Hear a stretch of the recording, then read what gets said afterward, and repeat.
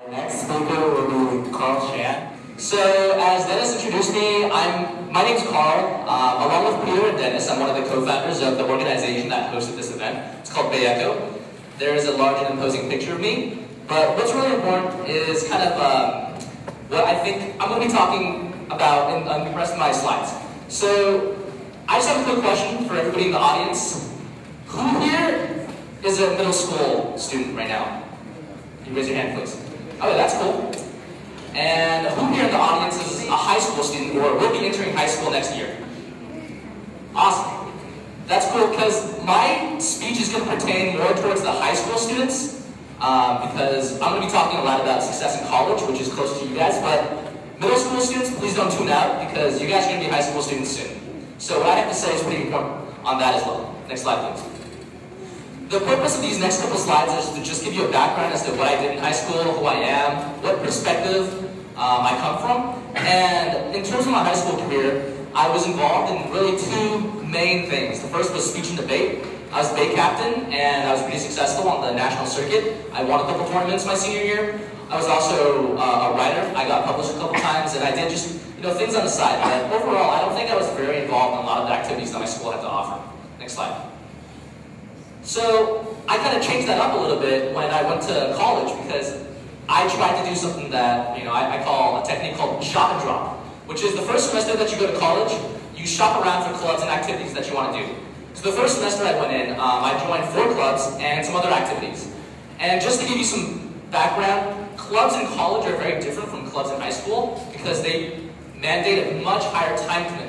So in high school, you can be like the president of 2 clubs and then in 1 more, and that's perfectly fine. You can still juggle your grades and your other extracurriculars together with that as long as you just stay on top of your stuff. It's almost impossible to do that in college. You can't just be the president of 2 clubs and then juggle everything because the size of the club, your commitments and your duties are so vastly different and require so much more responsibility that people don't usually join more than 2 clubs like this semester. But my first semester, I joined as many as I could. I learned about as many as I could. I signed up for all the newsletters just to find out what there was about every single club out there. In terms of other activities, I'm currently a research assistant at Stanford. I founded an organization called Compass Point, which is a national youth mentoring service.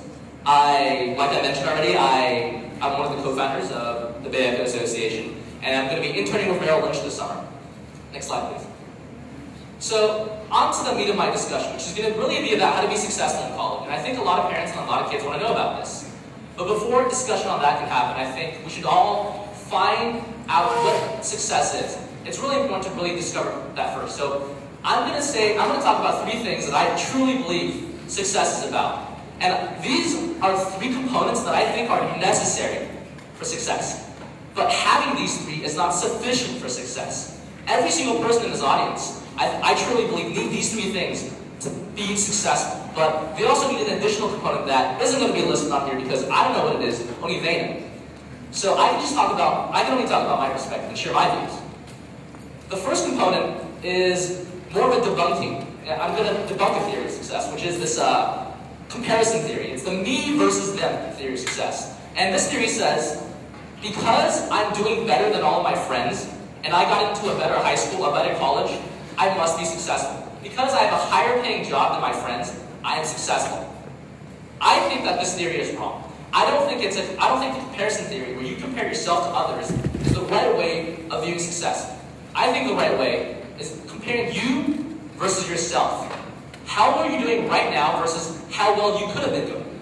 It's not a very fair comparison when you stack a regular person up versus someone else who comes from a lot of money, whose family is very wealthy, can hire him private tutors, can put him into a very elite private school, and then say, oh, well, this kid got into Harvard, which means he must be smarter than this kid who didn't.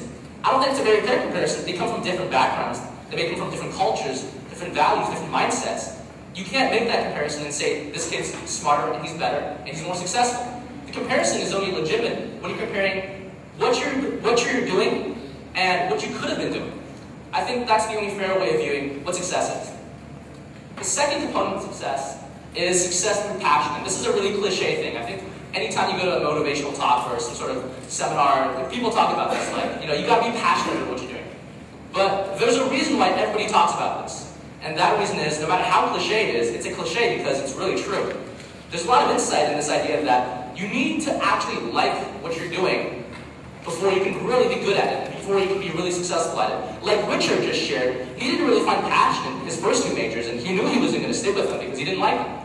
So when he finally found something he was actually interested in, like accounting, that's when he actually became good at it. He said that he was talented at accounting, he was good at it, he was interested, now he has a job in that sector. If he stuck with architecture, I don't know what would have happened, but he probably wouldn't have been as successful as if he went out there and explored something that he actually wanted to do. I think the other stories that Richard shared about, his roommate getting a full ride into Marshall, really great business school, but then dropping out because he didn't want to do business. He wanted to do dancing. Is also something that a lot of parents can take away. That's, don't view success as some sort of measurement where you try to list out accomplishments for your kids and say, if you have these things, that's cool, that's good. If they're successful, if they do what they're passionate about and they put their mind into that, I think that makes you a successful person.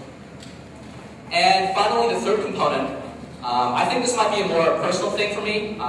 Perhaps some parents won't agree with this, and some members in the audience won't either, but I think this is something that a lot of people should at least consider when they're trying to mold their own self-description of success, and that's success comes when you give things to other people, when you give something back. You can be the richest man in the world because you build all these companies and you're CEO, you're a billionaire. But if all you do with that money is buy mansions for yourself, buy yachts, throw lavish parties, you don't contribute anything back to the world, I think you're a failure. I'd much rather be friends with a person who may not have all that wealth and all those opportunities, but took the time to involve themselves in the community and do something meaningful with their life. Because in 100 years, this rich person, if he hasn't done anything to the world, his life ultimately really didn't change anything at all.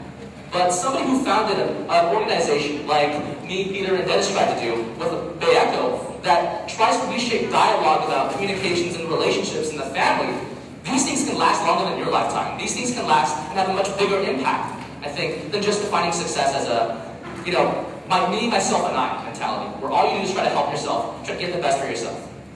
Next slide. So now that we've kind of established some ground rules for what success constitutes, it's time to discuss how to be successful in college. A lot of high schoolers, I'm going to guess, hopefully will go to college and have some sort of expectation of what colleges they want to go to. And I hope all high schoolers in this audience realize that college isn't the end result. It's not the end goal. You don't go to college and then you're good, you're successful. That's not it. College is merely another step along the road in your life. I have a lot of friends. I come from, Lynbrook. I don't know if everybody in the audience knows that, but Lynbrook is a high school that tends to produce a lot of very smart and talented people. So what happened was when I went to Berkeley with a lot of these very smart and talented people, their first semester there, a lot of my friends who in high school had very high GPAs, they did very well for themselves, won a lot of competitions, their GPAs and their performance tanked. For a lot of reasons. One reason because of what Richard brought up about they weren't self-motivated. A lot of the times it was just their parents pushing them.